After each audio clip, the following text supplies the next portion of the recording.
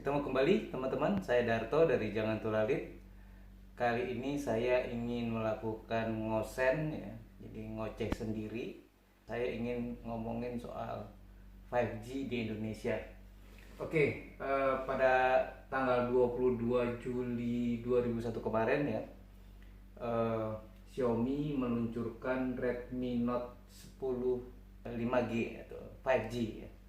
Sebelumnya juga ada beberapa merek smartphone meluncurkan 5G. Kalau umpamanya 5G ini meluncur di segmennya flagship itu mungkin sudah lama ya. Jadi sebelum 5G itu diluncurkan pertama kali oleh Telkomsel ya. Misalnya Samsung, kemudian Oppo, kemudian Xiaomi juga, termasuk juga Redmi ya, yang harganya yang ya di atas 9 jutaan lah gitu kan. Termasuk juga Vivo juga ya. Nah, sekarang ini trennya adalah banyak smartphone yang segmennya itu adalah middle low ya, jadi ya tengah-tengah lah gitu kan, yang harganya dari 4 jutaan ke bawah gitu kan. Nah ini mungkin ada dua sisi sebenarnya yang bisa kita lihat ya. Satu dari sisi si produsennya ya, dan kemudian kedua dari sisi penggunanya ya. Nah banyak pertanyaan-pertanyaan yang ditanyakan juga ke Jangan Tulalit. Sebenarnya worth it nggak sih kita beli smartphone 5G saat ini gitu kan? Kalau yang saya lihat ya, bahwa smartphone 5G yang segmennya itu menengah ya atau middle gitu kan, itu mereka rata-rata kalau yang sudah 5G itu ya, versi 5G ya, misalnya Redmi 8 ya, Redmi 8 itu juga keluar dalam versi 5G-nya juga ya. Ada 5G, ada 4G. Nah, kemudian juga ini juga sama ya. Redmi Note 10 juga keluar versi 5G-nya ya. Nah, kalau kita bandingkan speknya itu secara umum yang 5G itu speknya turun ya. Nah itu bisa kita cek lah gitu kan. Nah itu mungkin bisa dipahami ya, karena para produsen ini tidak ingin atau tidak mau dengan disematkannya 5G ini harga smartphone-nya jadi lebih mahal gitu kan. Jadi lebih maksudnya lebih mahal lah. Jadi untuk mensiasati hal tersebut ya ada beberapa spek yang harus mereka turunkan ya. Nah ini harus diketahui oleh para konsumen atau pengguna ya. Nah bagi mereka-mereka yang kadang-kadang, ini saya ngeliat dari sisi penggunanya dulu ya. 5G itu saat ini ya, kalau menurut kami ya dari Jangan Tulalit ya, itu belum begitu maksimal ya kan. Butuh waktu ya, cuman waktunya berapa lama kita nggak tahu, karena memang prediksi itu agak susah juga ya. Kayak 5G itu banyak orang meramalkan 3 atau 4 tahun lagi baru ada 5G Indonesia, tetapi tiba-tiba jebul gitu kan. Telkomsel memproklamirkan 5G pertama gitu kan.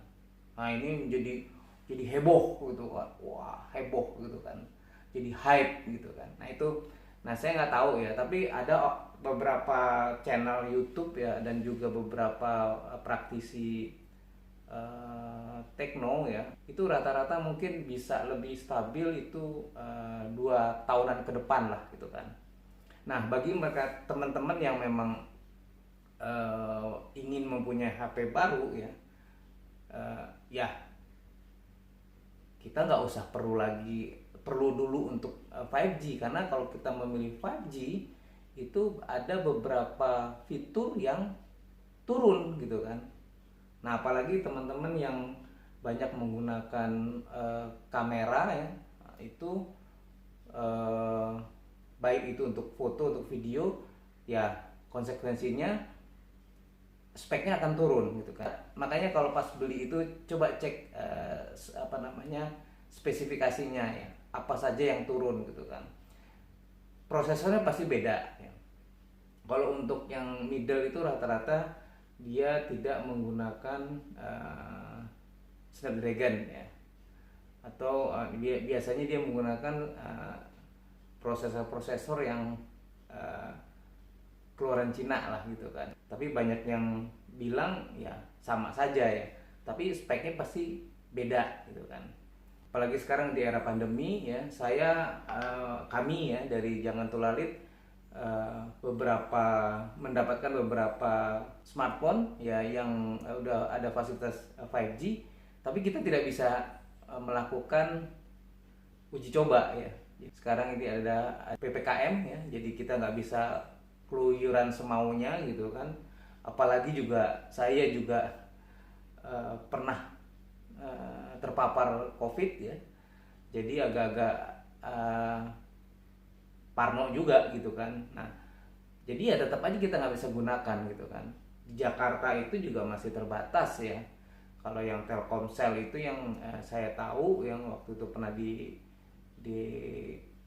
Langsir ya, itu cuman ada di daerah Gatot Subroto ya, di tempat kantor Telkomselnya ya, atau mungkin di Komplek Menteri ya, Widya Chandra ya. Kemudian juga ada di Pondok Indah ya, itu pun juga saya nggak tahu spotnya sebelah mana gitu kan. Karena waktu itu kita mau coba di Pondok Indah juga belum tahu ya, jadi bukan semua Pondok Indah gitu bisa ada spotnya. Kemudian juga di Kelapa Gading ya, ada juga ya, itu juga apalagi Kelapa Gading, tinggal saya di daerah Ciledug, untuk ke Kelapa Gading jauh banget gitu ya. Jadi ya akhirnya tidak termanfaatkan ya, apalagi di COVID ini memang akhirnya hype dari si 5G ini juga kurang terekspos ya. Dari 5 operator yang ada di Indonesia itu baru 2 ya kan, yang sudah resmi ya. Jadi satu itu Telkomsel, yang kedua itu adalah Indosat ya, Indosat Ooredoo. Nah, sementara yang lain kemarin Smartfren sempat melakukan uji coba kedua gitu kan. Nah, jadi ini ada tanda-tanda lah gitu kan tapi sampai sekarang juga belum kedengeran juga. Sementara Tri dan XL masih adem-adem aja ya. Nah, dari sini teman-teman ya yang ingin memilih handphone 5G ya kan, ini harus tahu gitu kan. Tapi juga bukan berarti kami melarang Anda semua beli handphone yang sudah ada 5G-nya ya.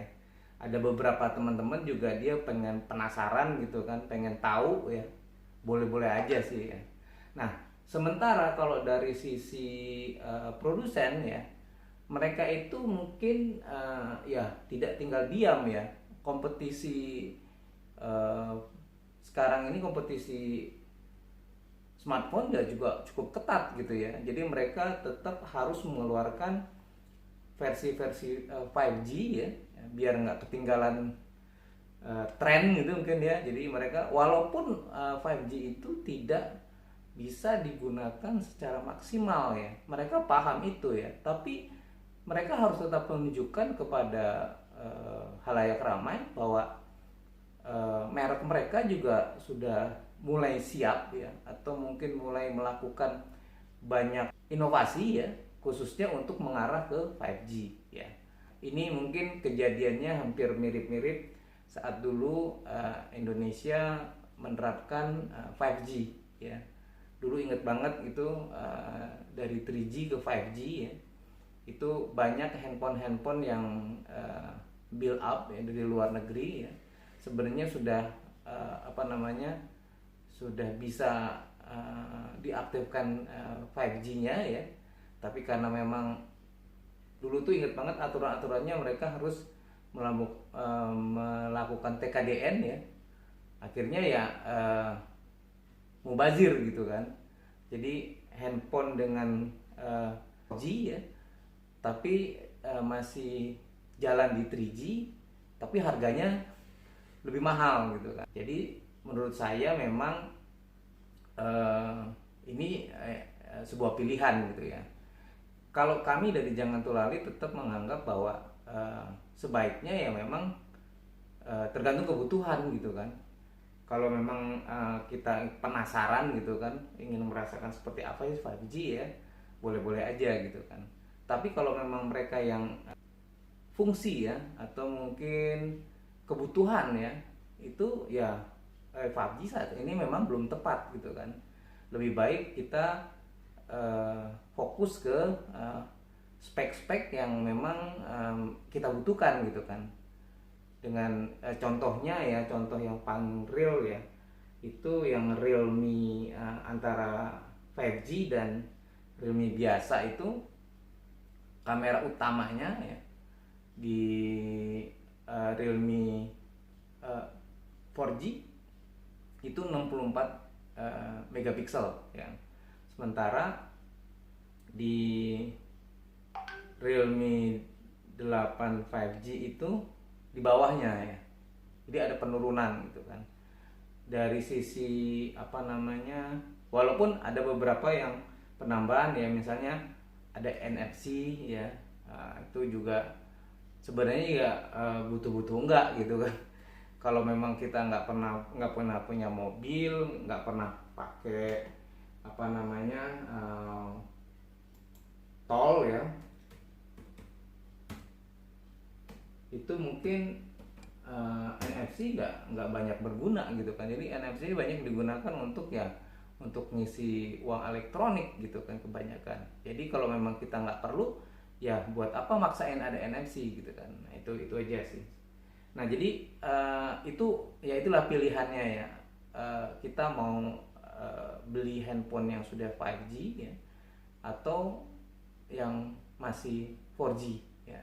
Tapi menurut saya kalau kita milih 5G ya memang masih terlalu dini ya, dan itu tidak bisa kita nikmati di semua tempat. Apalagi kalau kayak saya ini sekarang tinggal di Ciledug ya, Ciledug tuh belum masuk 5G ya, masih 4G, dan itu juga secara kinerja ya untuk jaringan internet masih fine aja ya.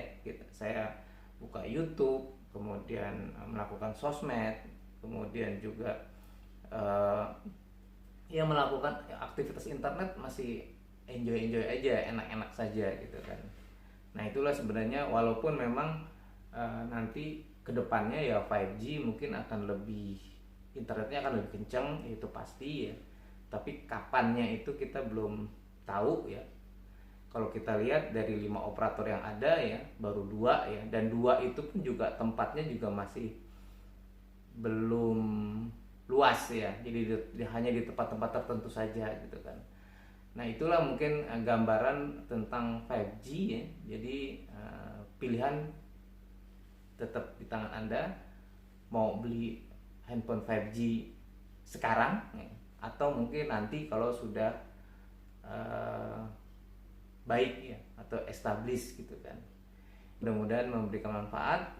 Silakan kalian memberikan komentar, dengan senang hati mungkin syukur-syukur memberikan kritikan yang membangun, dan saya bisa membuat konten-konten yang lebih variatif dan inovatif serta informatif.